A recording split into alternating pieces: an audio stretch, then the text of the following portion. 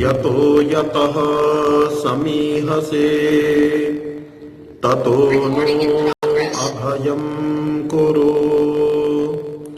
शन्नः कुरु प्रजाभ्यो भयन्नः पशुभ्यः दिक्कालाद्यनवच्छिन्नानन्तचिन्मात्रमूर्तये स्वानुभूत्येकमानाय नमः शान्ताय तेजसे ॐ यथेमां वाचं कल्याणीमावदानि जनेभ्यः ब्रह्मराजन्याभ्यां शूद्राय चार्याय च स्वायचारणाय च ॐ शान्तिः शान्तिः शान्तिः। श्रद्धेया आचार्य दीक्षा शास्त्री जी, श्रद्धेया रश्मि सूफी जी, श्रद्धेय विनोद मित्तल जी, ब्रजेश जी, अन्य सभी सहयोगी, वंदनीय मातृशक्ति, भद्र पुरुषों, बहुत सुंदर चर्चा आप सभी के सहयोग से ये 16 संस्कारों को लेकर के जो हमारे ऋषियों की खोज है आरंभ होने वाली है। और 16 के 16 संस्कारों में यज्ञ जो है वो अनिवार्य उनका हिस्सा है। इसलिए हम लोग पहले यज्ञ पर चर्चा कर रहे हैं कि सब संस्कारों में यज्ञ क्यों किया जाता है, इतना महत्वपूर्ण क्यों है कि हर संस्कार में मंत्र तो अलग अलग बोले जा रहे हैं लेकिन ये यज्ञ क्यों बार बार किया जा रहा है।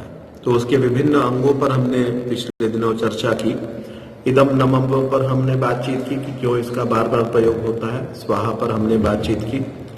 अब जैसे कि कल हमने ये चर्चा की कि दाल को, अनाज को अंदर से कैसे धोया जा सकता है। बाहर से हमारी बहनें, माताएं और हम लोग जो भी भोजन बनाते हैं, भोजन बनाने से पहले उनको धोते हैं, लेकिन अंदर से धोने का उपाय एकमात्र यज्ञ है।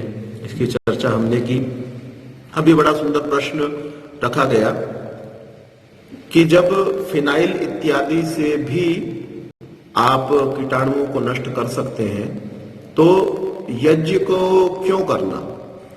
फिनाइल का विरोध किसी धर्म विशेष के द्वारा किया भी नहीं जाता है ना। कोई ऐसा नहीं है कि कोई पारसी कहे जी फिनाइल जो है अच्छी नहीं होती है या कीटाणुनाशक ठीक नहीं है। सब लोग उसका, सब मतावलंबी और सब धर्मों को मानने वाले, धर्म को मानने वाले, मत को मानने वाले, संप्रदायों को मानने वाले, यज्ञ का तो विरोध कोई कर सकता है कि यज्ञ हमारी संस्कृति नहीं है, हमारी परंपरा नहीं है, लेकिन फिनाइल का तो कोई विरोध नहीं कर सकता। अगर कीटाणु का ही विनाश करना है, कीटाणुओं को ही नष्ट करना है, वातावरण को ही शुद्ध करना है, तो वो कीटाणुओं को नष्ट करने का कार्य जो है वो तो फिनाइल के द्वारा भी हो सकता है। तो ये प्रश्न आया है, यज्ञ करने की क्या आवश्यकता है। तो यज्ञ आवश्यक इसलिए है, फिनाइल किसी धर्म का हिस्सा नहीं है। आप देखें, स्नान करना अच्छी बात होती है। एक हमारे जेहन में ये बात डाल दी गई हो, हमारे मस्तिष्क में एक बात तो ये डाल दी गई हो कि स्नान करना अच्छी बात है, और एक स्नान करना धर्म है। हम में से बहुत सारे लोग स्नान को धर्म का ही हिस्सा समझते हैं, है ना। बिना स्नान किए जैसे हमारी कुछ माताएं भोजन बनाने के लिए नहीं जाएंगी, और कई बार बहुत ठंड में भी वो बहुत सुबह स्नान कर लेंगे। ऐसे भी नियम पर चल रहा, यद्यपि मैं कोई इसका समर्थन यहाँ पर करने नहीं बैठा हुआ। स्नान करना चाहिए, अच्छी बात है, लेकिन अगर आपका शरीर जो है वो ऐसा अलाउ नहीं कर रहा है तो व्यक्ति को उसके बिना भी चलना चाहिए। लेकिन हमने उसको धर्म का हिस्सा बना दिया। अब कोई व्यक्ति यज्ञ करने बैठा हो, संध्या में बैठ रहा हो और कुछ अच्छा काम करने लगा हो और बिना नहाए बैठ जाए, बिना स्नान किए बैठ जाए, तो अरे बिना स्नान किए पूजा करोगे तुम, अर्थात वो पूजा का भी हमने हिस्सा बना लिया स्नान को। तो उससे हुआ क्या, उससे ये हुआ कि स्नान करना व्यक्ति अनिवार्यतः स्नान करता है, अन्यथा करता या ना करता। जब ये हो गया भाई पूजा करनी है, हवन करना है, संध्या करनी है, तो उससे पहले मुझे नहाना है, तो नहाना भी मानव धर्म का ही हिस्सा हो गया। जब कोई चीज धर्म का हिस्सा होती है, जब कोई बात, जब कोई क्रिया धर्म का हिस्सा होती है तो हम उसको करते हैं, क्योंकि फिनाइल से पोछा लगाना धर्म का हिस्सा नहीं है। और फिनाइल जो है उससे कीटाणु नष्ट होते हैं, इस बात में किसी को कोई संदेह नहीं है, ना हम लोग कर रहे हैं। तो क्योंकि वो धर्म का हिस्सा नहीं है इसलिए आप उसको करेंगे भी और नहीं भी करेंगे, कभी आप उसको छोड़ देंगे। लेकिन क्योंकि यज्ञ आपने धर्म का हिस्सा बना दिया, धर्म का अंग बना दिया, ईश्वर की उपासना का माध्यम बना दिया, तो इसको आप अनिवार्य रूप से करेंगे ही करेंगे। और फिनाइल से पोछा लगाते हुए कोई मंत्रोच्चारण नहीं करता रहता है ना। यज्ञ करते हुए आप मंत्रोच्चारण करते हैं और उसमें जीवन जीने की बहुत सारी अच्छी बातें इनके अंदर, मंत्रों के अंदर दी हुई होती हैं। सारे के सारे मंत्रों को आप यदि उनके अर्थों को जाने या कुछ मंत्रों के अर्थों को जाने तो कितनी सुंदर बातें उसके अंदर हैं। तो केवल भौतिक वातावरण आपका जो फिनाइल है वो बाहर की शुद्धि तो कुछ ना कुछ कर देगा, लेकिन अंदर की शुद्धि में तो कोई मंत्रोच्चारण या ऐसा कोई कार्य आप उसके अंदर नहीं कर रहे हैं जिससे आपको वैचारिक प्रदूषण जो है वो आपका नष्ट हो जाए, या आपका जो बौद्धिक हीनता है वो समाप्त हो जाए, या आत्महीनता की जो भावना है वो हमारी समाप्त हो जाए। वो यज्ञ के मंत्रों के द्वारा और मंत्रार्थ ज्ञान के द्वारा संभव हो सकती है। जैसे हम यज्ञ के अंदर एक मंत्र बोल रहे हैं, तो फिनाइल का प्रयोग की अपेक्षा यज्ञ करना क्यों अच्छा हुआ? इसलिए अच्छा हुआ क्योंकि यज्ञ धर्म का हिस्सा है और वो धर्म का हिस्सा न होने के कारण से हम प्रयोग कर भी सकते हैं और उसके प्रयोग को छोड़ भी सकते हैं, कभी करेंगे कभी नहीं करेंगे जब हमने उसको धर्म, क्योंकि फिनाइल के प्रयोग को कोई भी व्यक्ति धर्म नहीं मानता है। दूसरा, फिनाइल इत्यादि का जब जब प्रयोग करते हैं तो उसमें प्रायः दुर्गंध होता है। आप जब भी फिनाइल का प्रयोग करते हैं तो प्रायः उसमें क्या होता है? दुर्गंध उत्पन्न होती है। लेकिन क्या घृत को जब आप अग्नि के अंदर डालते हैं, शुद्ध घृत को आप डालें, घर के बनाए हुए घी को या गाय के अच्छे घी को, कहीं अच्छी जगह से लाए हुए घी को आप डालते हैं, तो क्या उससे दुर्गंध उत्पन्न होती है? उससे सुगंध की उत्पत्ति होती है। तो कीटाणु भी नष्ट हो जाए और साथ में वातावरण सुगंधित भी हो जाए, ये ज्यादा बेहतर है बजाय इसके कि केवल कीटाणु आपके नष्ट हो जाए। और मंत्रोच्चारण का लाभ तो उसके अंदर है ही। तो जैसे हम एक मंत्र के ऊपर थोड़ी सी और चर्चा यहाँ पर कर लेते हैं, जो हम दैनिक यज्ञ के अंदर बोलते हैं। प्रातःकालीन जो हमारा यज्ञ होता है उसकी आहुतियां कुछ अलग है और सायंकालीन यज्ञ की आहुतियां कुछ अलग है। तो प्रातःकालीन यज्ञ की एक आहुति है सूर्यो ज्योतिर्ज्योति ही सूर्य स्वाहा, है ना। फिनाइल के प्रयोग में हम सूर्यो ज्योतिर्ज्योति सूर्य नहीं बोलते, यज्ञ के समय में बोलते हैं। तो सूर्यो ज्योतिर्ज्योति ही सूर्य स्वाहा, हमने ये मंत्र बोला और उसके बाद में आहुति प्रदान की, हमने घी को, सामग्री को यज्ञ कुंड के अंदर डाल दिया। अब आप देखिए इससे प्रेरणाएं क्या मिलती हैं। सूर्य के अंदर बहुत सारी विशेषताएं। सूर्य हमेशा चमकता रहता है, सूर्य हमेशा गतिशील है, सदा गतिशील रहता है, सूर्य कभी रुकता नहीं है और उस गतिशीलता के कारण वो चमकता हुआ है। लेकिन संस्कृत के एक कवि ने उसकी एक इससे अलग बहुत बड़ी विशेषता देखी। सूर्य चमक रहा है, वो रोशनी दे रहा है, वो गर्मी दे रहा है, ये तो विशेषता आम आदमी जानता है। और सूर्य जो है गतिशील है, ये आम आदमी जानता है, लेकिन एक कवि ने बड़ी सुंदर विशेषता देखी और मनुष्यों को उससे प्रेरणा लेने को भी कहा। बोले क्या विशेषता है? तो कहने लगे कि उदेति सविता ताम्रः ताम्रश्चैवास्तमेति च संपत्तौ च विपत्तौ च महतामेक रूपता। कि उदेति सविता ताम्रः, जब सूर्य का उदय होता है तो वो कौन से रंग का होता है? किसी से मैंने पूछा तो कहने लगे जी वो तो लाल से रंग का है, कोई कहता है पीले रंग का है, लेकिन वो कौन से रंग का है? तांबे के रंग का है, ताम्र वर्ण का है ना। तांबे का जो, तांबे को आप बिल्कुल साफ कर दें तो उसका जैसा रंग होता है वैसा रंग जो है वो उषः काल के सूर्य का होता है। तो उदेति सविता ताम्र, जब सूर्योदय होता है तो ताम्र वर्ण का होता है। और ताम्रश्चैवास्तमेति च, और जब सूर्य अस्त हो रहा होता है तब भी वो तांबे के रंग का होता है। तो संपत्तौ च विपत्तौ च महतामेक रूपता। इससे मुझे और आपको प्रेरणा क्या लेनी चाहिए कि महान जो व्यक्ति हैं, हम में से जो अपने आप को समझते हैं कि हम लोग बड़े हैं या बड़े बन जाना चाहते हैं, बड़े बन जाने की इच्छा हम सबको हमेशा रखनी चाहिए। जैसे हम जब छोटे बच्चे होते हैं वो सब लंबा हो जाना चाहते हैं, वो सब बलिष्ठ हो जाना चाहते हैं, ऐसे ही बड़े महान बन जाने की इच्छा हम सबकी होनी चाहिए। तो कह रहे महताम संपत्तौच विपत्तौच एक रूपता। जब सूर्य ऊपर जा रहा था, निरंतर ऊपर जा रहा था, तब भी वो तांबे के रंग का था, और जब अस्त हो रहा था तब भी वो तांबे के रंग का था, नीचे की ओर जा रहा था तब भी तांबे के रंग का है। अर्थात उसके मुखमंडल पर, उसकी शोभा में कोई अंतर नहीं आया। कब अंतर नहीं आया? ऊपर जाते हुए और नीचे आते हुए। ऐसे ही महान व्यक्तियों को, बड़े व्यक्तियों को, समझदार व्यक्तियों को संपत्तौच विपत्तौच एक रूपता, संपत्तियों के आने पर और विपत्तियों के आने पर एक जैसा बने रहना चाहिए। किसी व्यक्ति के जीवन में एक जैसी सम अवस्थाएं कभी नहीं रहती।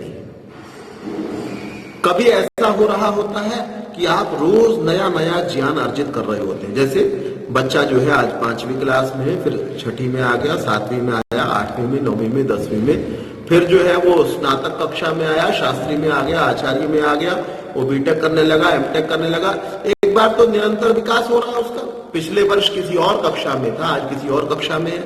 या मैं और आप कुछ स्वाध्याय करने लगे, आज हमने इस वर्ष में ये किताबें 4 पुस्तकें पढ़ ली, अगले वर्ष कुछ और 4 पुस्तकें पढ़ ली, अगले वर्ष और 6 पुस्तकें पढ़ ली। तो निरंतर हमारे ज्ञान का विकास हो रहा है और बुद्धि का विकास हो रहा है। एक समय तो हमारा सबका ये होता है कि जब निरंतर ज्ञान का विकास हो रहा है, और समय ऐसा भी आता है किसी का 60 में, किसी का 70 में, किसी का 80 में, किसी का 90 में। क्या समय आता है कि आपको याद की हुई बातें भूलने लग जाती हैं। ये क्या है? विपत्ति है। संपत्ति क्या थी? जब आपका ज्ञान जो है वो निरंतर आपके पास वृद्धि को प्राप्त हो रहा था। और विपत्ति क्या है, हानि क्या है कि आपका ज्ञान रोज घट रहा है। यहां तक कि आपको अपने पड़ोसियों के नाम नहीं याद रहते।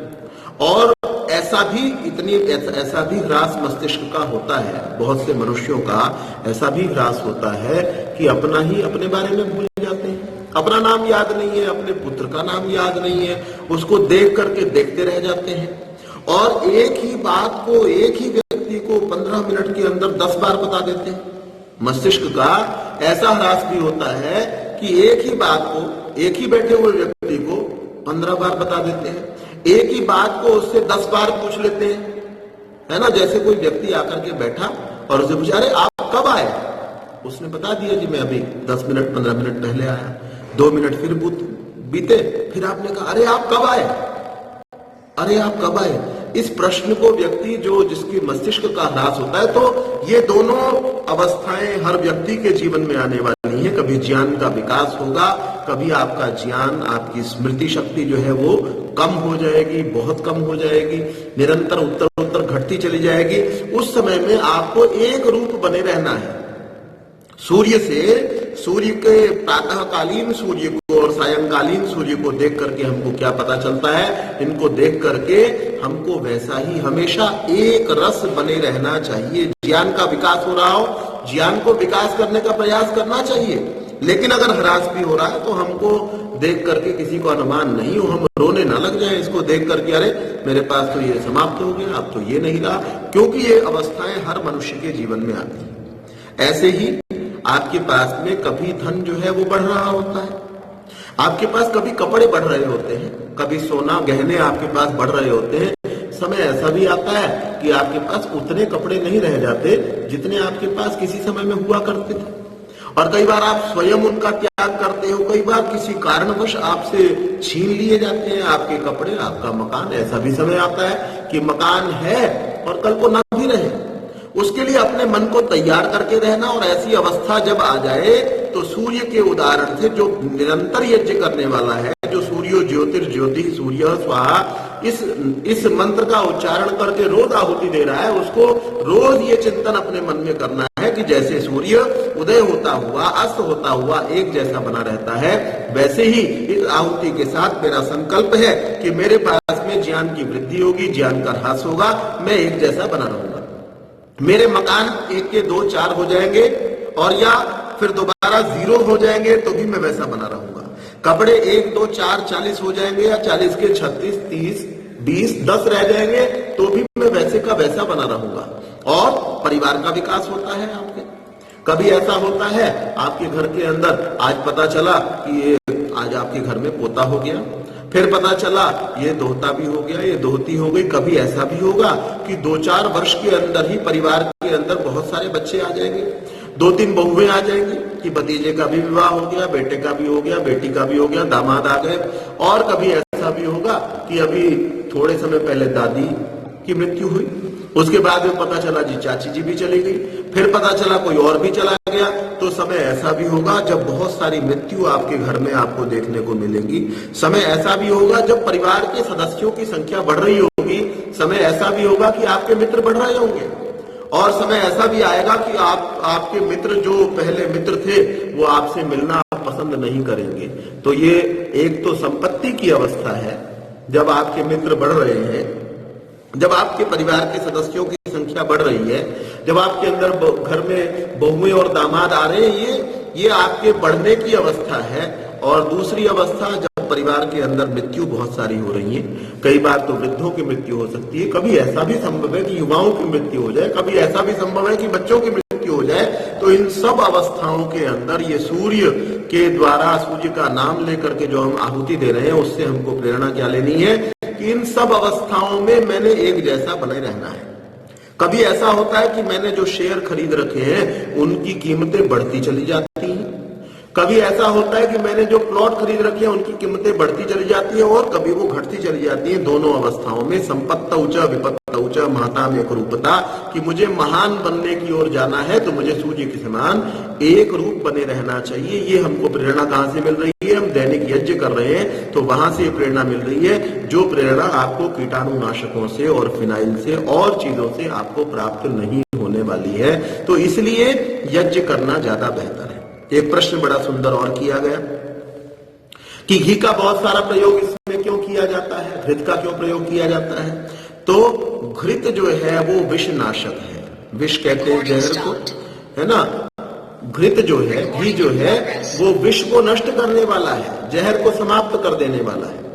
अगर आप किसी वैद्य के पास में आपको सांप ने काटा हो, सांप के काटे से और बात थोड़ी सी ध्यान आ गई कि सारे सांप जहरीले नहीं होते हैं, सांप का नाम बहुत बुरा है। जैसे जितनी मेरी जानकारी है, पानी में जो सांप होते हैं, नहर में सांप है ना, गंगा नदी में सांप है, प्रायः पानी का सांप जहरीला नहीं होता है, जितनी मेरी जानकारी है। एक आधा कोबरा या कोई ऐसा सांप जरूर है कि उसके काटने ही मनुष्य की मृत्यु जो है वो 99% या 100% या 90% अवश्यम भावी हो जाती है। अन्यथा सांप का नाम ज्यादा बुरा है, सांप का डर ज्यादा बड़ा है, उतना विष वाला वो होता नहीं। सारे सांप की सारी वैरायटी जो है वो विष वाली नहीं होती, लेकिन जो सांप विष वाले हैं भी, उनकी चिकित्सा के लिए यदि आप किसी वैद्य के पास में चले जाएं, किसी वैद्य जी के पास चले जाएं और उनको जाकर के कहें कि ऐसा ऐसा सांप था जी, मुझे काट गया, तो वो आपको क्या पिलाते हैं? वो आपको घी पिलाते हैं। वो कहते हैं आप शुद्ध देसी घी पी लो। घी जो है जितना ज्यादा जाएगा उससे सारा का सारा शरीर के अंदर जो भी विषैले तत्व हैं वो बाहर निकल जाते हैं। आजकल के आपके डॉक्टर तो कहते हैं भाई घी मत लो, मक्खन मत लो, ये मत लो, वो मत लो, लेकिन हमारे यहाँ तो घी के द्वारा आयुर्वेद घृतम ये कहा गया कि ये घी जो है ये आयु है। हमारे परिवारों में हमने अपने बुजुर्गों को देखा होगा, पंचकुला में एक जगह पर मेरा जाना होता था, तो वहां एक महिला आया करती थी जलमेघा दहिया नाम से। उन्होंने बताया कि भाई आज हमारे ससुर जो है उनको पूरे हो गए, और मृत्यु से 2-3 घंटे पहले ही उन्होंने 2 किलो दूध पिया था और अच्छी आयु के थे, और उसके बाद में वो जमीन कहने लगे आज मेरा जमीन पर लेटने को मन है, और जमीन पर लेटे, उसके बाद ऊपर नहीं उठे, फिर दोबारा नहीं उठे वो। तो ये क्या है, हमारे जो बुजुर्ग रहे हैं पुराने समय के, वो तो 80 साल तक, 90 साल तक, 100 साल तक, हमारे ग्रंथों ने भी घी की गाथा को गाया है। तो आयु जो है वो क्या है, आयु का पर्यायवाची का है तो कह लेंगे घी है। तो घृत जो है वो विषनाशक है, इसलिए घृत का प्रयोग जो है अधिकतम किया जाता है। हमको वायुमंडल के विष को नष्ट करना है तो घृत का प्रयोग हम इसके अंदर करते हैं। और एक प्रश्न बड़ा सुंदर किया गया कि हमने जो खाद्य पदार्थ है वो खाकर के भी तो लाभ पहुंचाते हैं। जैसे आपने घी का प्रयोग किया, घी को खा लिया, घी को खा लिया तो उससे भी तो आप बलिष्ठ होते हैं। घी की आपने मालिश कर ली है ना, सिर पर घी लगाया जाता है, माथे पर लगाया जाता है। कई जगह आप देखें जिन कुछ परिवारों के अंदर बच्चों के सिर की मालिश जो है वो देसी घी से की जाती है। अगर किसी के पास में होता है, वो पुरानी माताएं जो है वो इस प्रकार का कार्य करती हैं, या बड़े हो जाते हैं तो भी घी करते हैं। तो वो कहने लगे कि प्रश्न ये करते हैं प्रश्नकर्ता कि आपने घी को खा लेने से भी जब लाभ होता है, मुनक्के को खा लेने से भी जब लाभ होता है, देसी खांड को खा लेने से जब शरीर को लाभ होता है, तो आप उसको यज्ञ के अंदर क्यों डालते हैं? आप खा लीजिए, आपको लाभ हो जाएगा। तो मेरे खाने से वायुमंडल थोड़ी शुद्ध हो जाएगा। मेरे पास में घी था और घी में एक सीमा तक ही तो खा सकता हूं भाई। एक दिन में 20 ग्राम खाऊंगा कि 50 ग्राम खाऊंगा कि 100 ग्राम खा लूंगा, एक सीमा तक का घी ही मैं खा सकता हूं। ऐसा तो नहीं है कि मैं 2 किलो घी खा सकता हूं एक दिन में, ऐसा तो नहीं हो सकता। तो लेकिन यज्ञ के अंदर आप पर्याप्त मात्रा में घृत को डाल सकते हैं और उसके द्वारा वायुमंडल को शुद्ध कर सकते हैं। मेरे मुंह में गया हुआ 50 ग्राम घी लगभग मुझे ही तो लाभ पहुंचाएगा और समाज को तो लाभ नहीं पहुंचाएगा। लेकिन यज्ञ के अंदर अगर मैंने घी को डाला है, यज्ञ के अंदर अगर मैंने घृत को डाला है, तो यज्ञ में डाला गया घी जो है वो यज्ञ में डाला हुआ घी वो संपूर्ण वायुमंडल को लाभ पहुंचाएगा। यज्ञ में घी डालना कैसा है? वो ऐसा है जैसे आप दाल के अंदर छौंक लगा देते हैं घी का, उससे सारी दाल सुवासित हो जाती है। आपकी दाल जो थी वो तो आधा किलो आपने बनाई या 200 ग्राम बनाई, उसमें घी कितना डाला? 20-30 ग्राम डाला। उसके अंदर थोड़ा सा आपने जीरा डाला, उसको गर्म किया, गर्म करके डाला तो सारी की सारी घी जो है वो सुवासित हो गई। सारा का सारा सारी की सारी जो दाल है वो सुगंधित हो गई। इसी प्रकार से आप थोड़ा सा घी यज्ञ कुंड में डालते हैं, जलती हुई अग्नि पर डालते हैं, तो थोड़ा सा घी डालने मात्र से संपूर्ण वायुमंडल जो है वो सुगंधित हो जाता है। तो ये थोड़ी सी चर्चा आज यज्ञ को लेकर के, अग्निहोत्र को लेकर के की। आगे ऐसी ही चर्चा जो है वो 16 संस्कारों को लेकर के चलेगी। आप सभी जुड़ रहे हैं, इसके लिए आप सभी का साधुवाद, बहुत बहुत धन्यवाद। समय इजाजत नहीं देता कि और चर्चा की जाए, शांति पाठ कर लेते हैं, उसके बाद कोई सूचना होगी तो दी जा सकेगी। ओम द्यौः शान्तिरन्तरिक्षं शान्तिः पृथिवी शान्तिरापः शान्तिरोषधयः शान्तिः वनस्पतयः शान्तिर्विश्वे देवाः शान्तिर्ब्रह्म शान्तिः सर्वं शान्तिः शान्तिरेव शान्तिः सा मा शान्तिरेधि। ओम शान्तिः शान्तिः शान्तिः। सभी को सादर प्रणाम, सभी का धन्यवाद। रश्मि जी।